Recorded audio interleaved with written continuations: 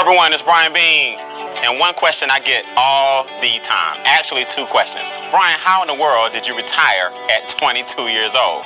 And the second question I get is, how in the world did you make your first $1 million in your late 20s, early 30s? But here's the question everyone should ask. How did I lose my first $1 million and then get it back? Easy. I had mentors who finally taught me in my 30s how to keep money. What I want everyone to understand is that America is a capitalistic society. So before you look at fancy cars and big homes, there's nothing wrong with material things. You want to leave more of a legacy for your family and create wealth for your loved ones.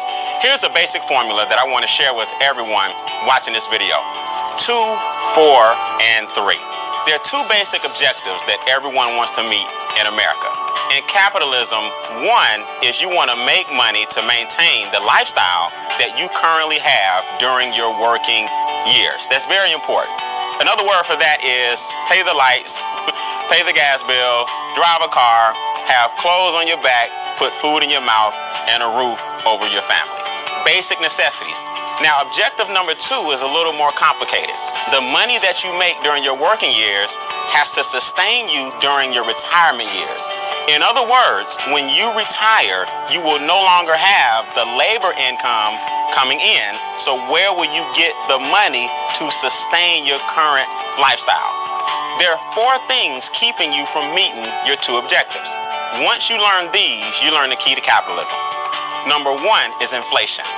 You have to put your time and money into things that outpace inflation. Now, what is inflation? Funny you should ask, because they don't really teach this in economics.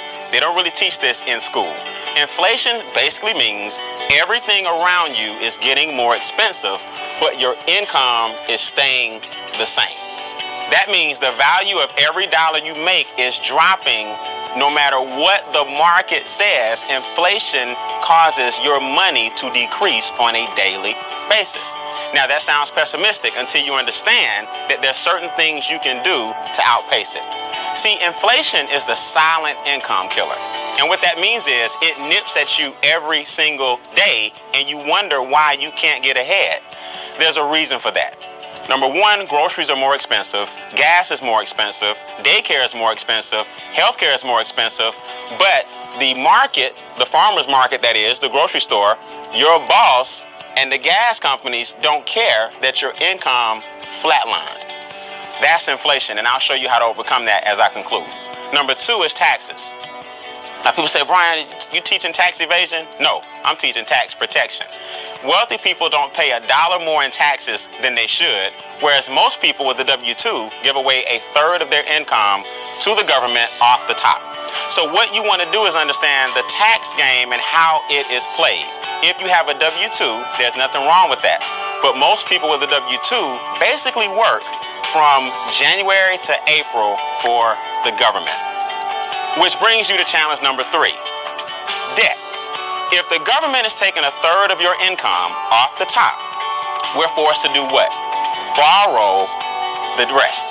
So now the government will get paid from January to April, and then the banks will get paid from May to September, because you have to pay all the money back that you borrowed on student loans, car notes, credit cards, mortgages, department stores. So the banks and governments are making money off of your lack of money. Which brings us to number 4. Challenge number 4 is less than ideal cash flow decisions. When you get hit with inflation and taxes are taken out of your check and debt is up to here, you start to make emotional decisions that prolong your journey to financial freedom. There are 3 solutions to your 4 challenges. Number 1 is real simple, cash flow management. Cash flow management basically means the lack of money is costing you more money. That's a negative cash flow cycle. Overdraft fees, payday loans, anything that takes money, late fees on bills, anything that takes money out of your pocket is tying up your cash flow and making it negative. What you want to do is learn how to flip your negative cash flow cycle into a positive so that your money will stay in your house longer.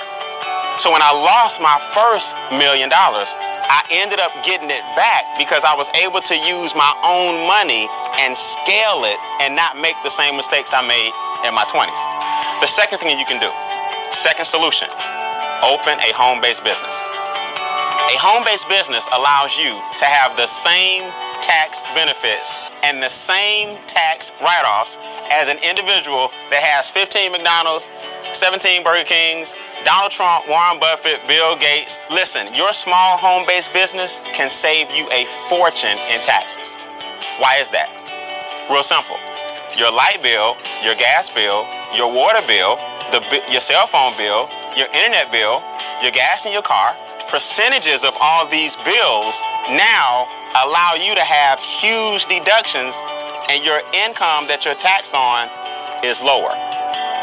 As I conclude, in other words, open a home-based business with a quality product or service and pay less taxes, or make your only income a W-2 and pay more taxes. See, here's the key. Your money is going to make someone wealthy. The question is, who's it going to be?